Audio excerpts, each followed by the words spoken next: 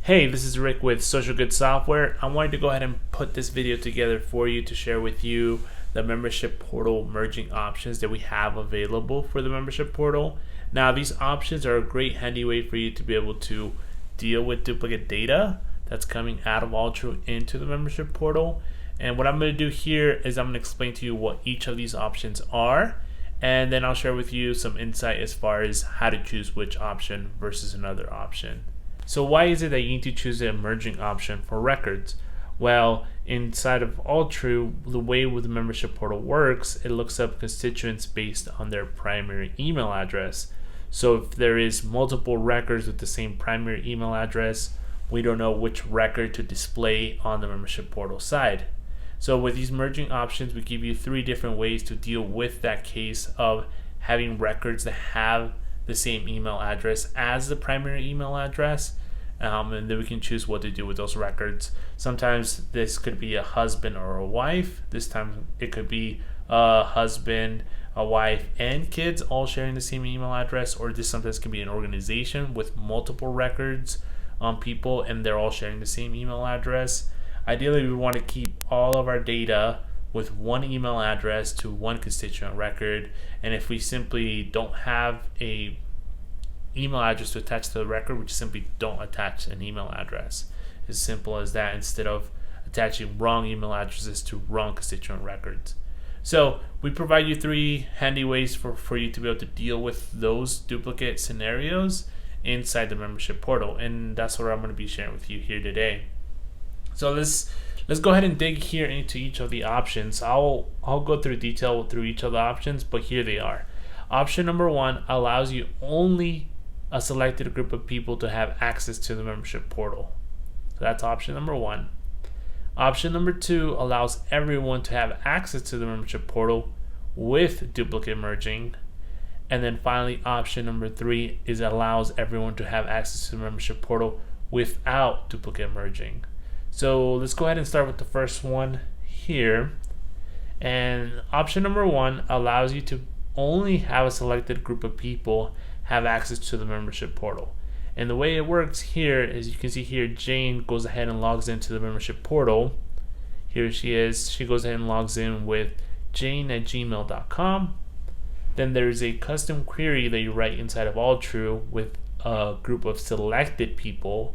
So this query would need to be free of duplicates. So this is a query that's approved by you that will only allow these people to have access to the membership portal. So this custom query runs inside of Altru. We run this query every 5 minutes to make sure this query is always up to date. Then we ask, is Jane@Gmail part of this list? And if she is, then we just simply allow her and she has access to be able to see her data inside the membership portal. If she is not part of the list, then she's not allowed, and she just gets a warning letting her know that she's not currently either a member or the membership portal is not currently providing access to them. So this is one of very simple cases. So if you only have a selected group of people that you want to provide access to the membership portal, this is a great way to do it. So let's head over to option number 2. Option number 2 allows everyone to have access to the membership portal with duplicate merging. So this includes everyone that's either a member or not a member. They will have access to the membership portal. Now, depending on if they're a member, they'll have access to see more information. If they're not a member, they'll have access to see less information. So there is some restriction as far as what they see once they're actually logged in. So once again, we're going to take Jane. She's going to log in with jane@gmail.com. Then we're going to ask the questions. Do we have multiple records of jane@gmail.com with the primary email address that are the same? So if we do have multiple records, we go through the process of merging all those records.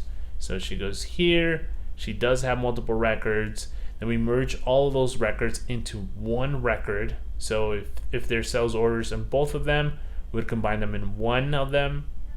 If both of them have refunds, we will combine them both, so on and so forth. So don't worry here, as this is a local data merge. So all the duplicates still remain inside of AllTrue. What we're simply just doing is combining all that data into one, merging it all into one record that's stored locally on the membership portal side. So once we've merged all that data locally, then we proceed and they have access to their account. So let's go through this one more time. Do we have multiple records with jane@gmail.com as the primary email address? If we don't, then they just proceed and they get access to their account. No need to go and merge anything, because again, there's a one-to-one relationship between jane@gmail.com and the records inside of AllTrue. So that's option number 2. This is a great handy way for you to be able to really have a hands-off experience. So you just simply have your records be merged locally and then be able to display that merged data once they have logged in.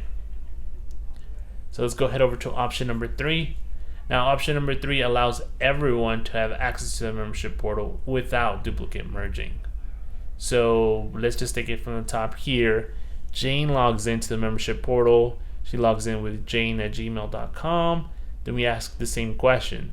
Do we have multiple records with jane@gmail.com as a primary email address? If we don't, we just simply proceed to get access to their account. So pretty simple here. And if we ask the same question one more time, do we have multiple records with jane@gmail.com as a primary email address? If we do, then we gather all the details about all the records that share the same email address. So we would include their email address, a way for you to be able to look them up in AllTrue, first name, last name, that type of thing. So we gather all these details and then we send an email to our administrator with the actual details. So this is a great way for them to be able to quickly merge those records, separate those records, detach email addresses, whatever needs to be done inside of the AllTrue system for this record to only have one email address of jane@gmail.com. And then they will not have access to access any of their AllTrue data, so they will not be allowed to access AllTrue data. So they would just simply proceed to their account, have access to their account, but their account will basically be empty. They won't see any of their address, any of the personal details, any of the order history, any of their membership status. All that information will not be shown just because they won't have access to their AllTrue data until this data record gets cleaned up. So for example, if the administrator gets the email, they clean up the record, they detach the email addresses. Once again, when Jane comes in here, we ask the same question. She logs in with jane@gmail.com.